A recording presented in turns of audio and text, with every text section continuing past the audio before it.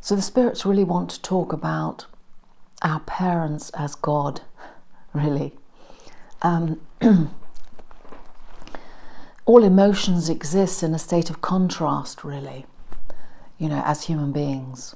There's pain, there's pleasure, there's darkness, there's light. Our emotions, in a sense, find a point of existence, in the middle of the 2 points. We're affected by the downs and the up, by the contrast, really. And so, of course, when we're born as a baby, in our baby form, we're completely and utterly dependent upon our primary bond, which is usually our mother.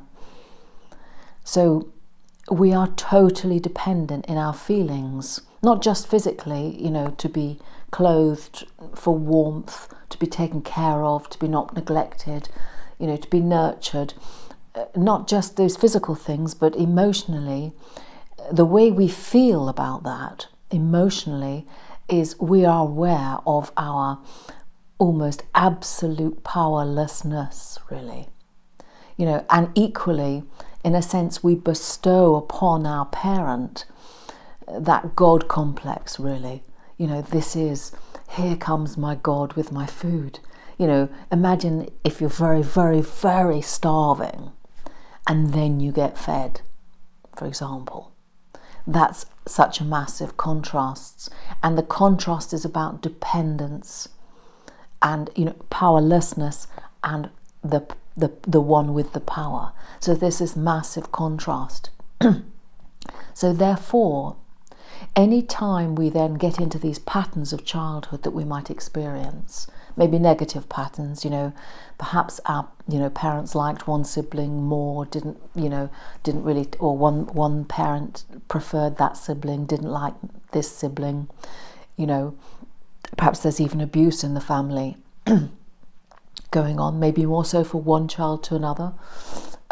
So these negative things that are happening from the parent or parents are not just happening from an equal person, if you like. They're happening from your God. And this is why they're so impactful throughout our life.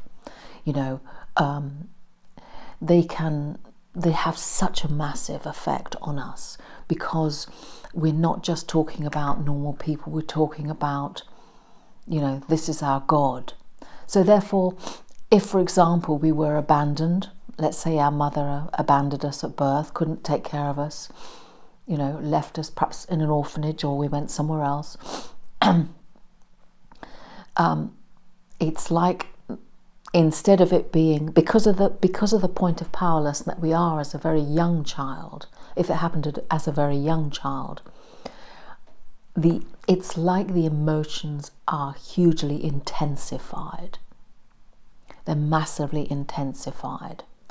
So these patterns can be very entrenched and so difficult to break. And what then happens, of course, is that let's say the mother's even died, we still internalize those intense patterns in our own. It's like we recreate that mother, but internally for ourselves.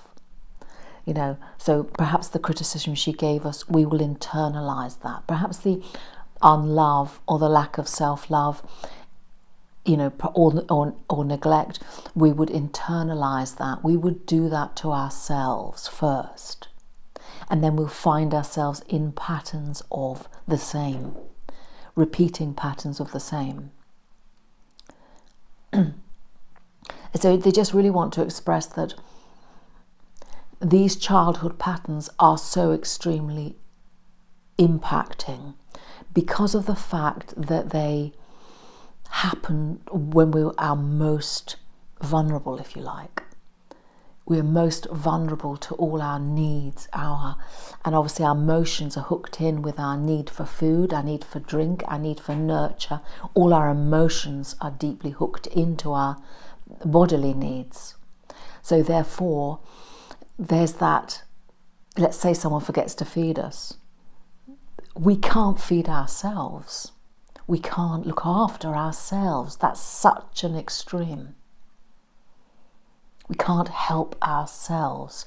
You know, if we're an adult or even 5 or 6, perhaps we can help ourselves to a certain amount. But if we're a baby, first newly born, we are totally dependent. And so that comparison creates this massive God and, you know, tiny little person and huge person. And this is why these patterns can be so difficult to shift. You know, they're so... And because it's at the child stage, the child is the first part that's developing.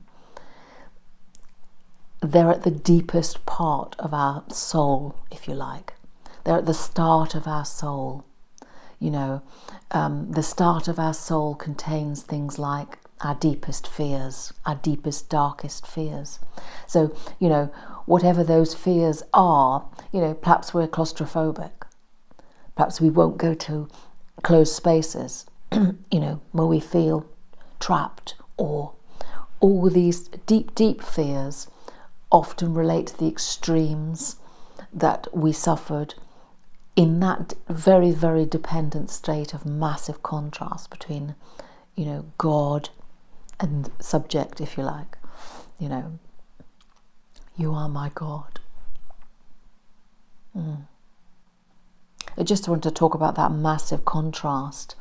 And so, of course, when we evaluate where we are in our life, you know, and how we're feeling and the patterns that we find repeating, that's why the parent relationship is so significant, because obviously it's so impactful because of that massive contrast. We experience extremes of emotion by having that massive contrast, by being so very small, really. In terms of powerfulness, in terms of power, we are so small.